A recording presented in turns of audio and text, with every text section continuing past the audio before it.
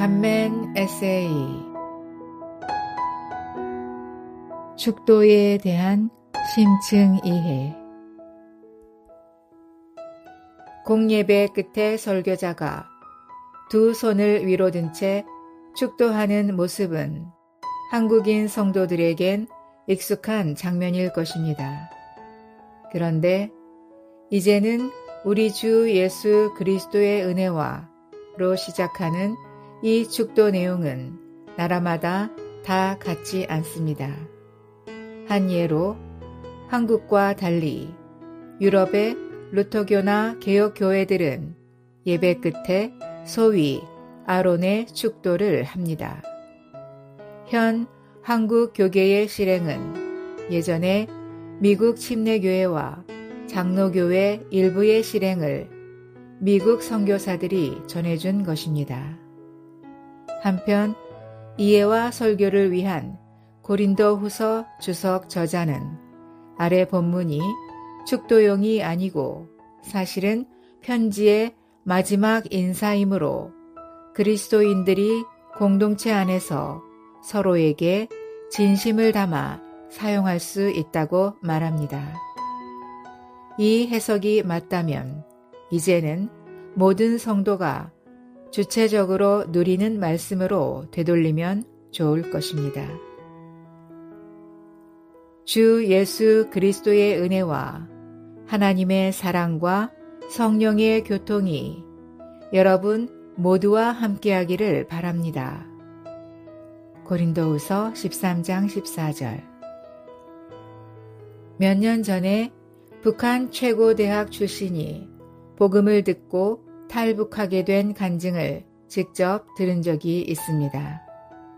그분은 학교 졸업 후에 중국에 외화벌이 나왔다가 곧 돌아가야 할 때쯤 한 선교사가 잠시 복을 빌어주겠다고 해서 경계심을 풀고 만났답니다.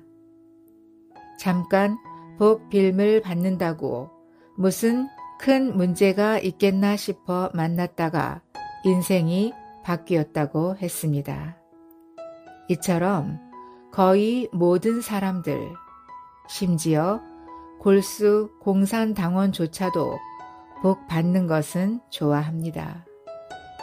그런데 아침에 위 본문을 읽고 묵상할 때 이 구절에 담긴 의미는 단순한 축도 의식 용도 그 이상으로 매우 깊고 포괄적임을 알게 되었습니다.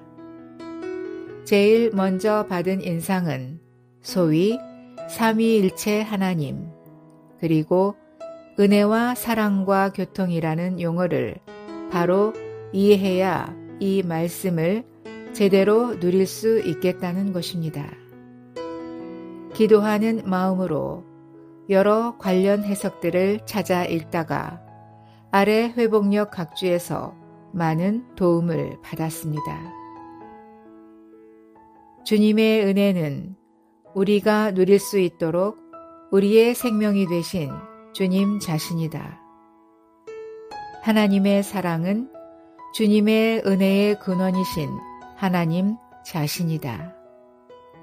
그 영의 교통은 우리가 참여할 수 있도록 하나님의 사랑과 함께 주님의 은혜를 전달하시는 그 영 자신이다. 이들은 분리된 셋이 아니라 하나님의 세 방면이다. 이것은 마치 주님과 하나님과 성령께서 분리된 세 하나님이 아니라 나누어지지 않고 나눌 수도 없는 동일한 한 하나님의 세 위격들인 것과 같다. 저의 과거 경험을 볼 때 사실 이런 내용은 읽어도 금방 이해되지 않습니다.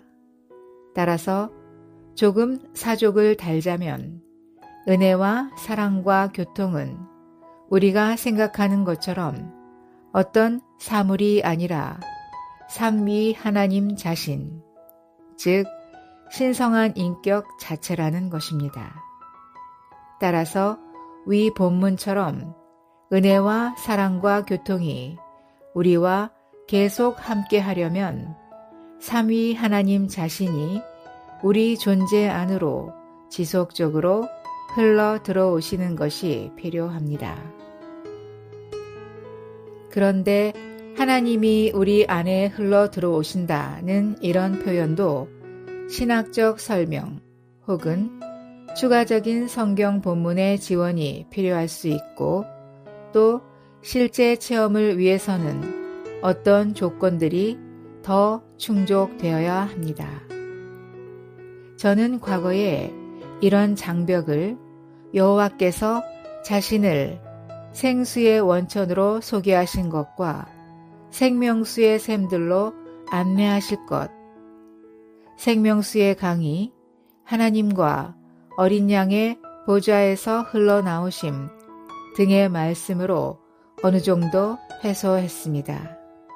그런데 더 결정적으로는 주 예수님께서 오신 목적이 양들이 생명을 얻고 더 풍성히 얻도록 하기 위한 것이라는 말씀을 통해서입니다.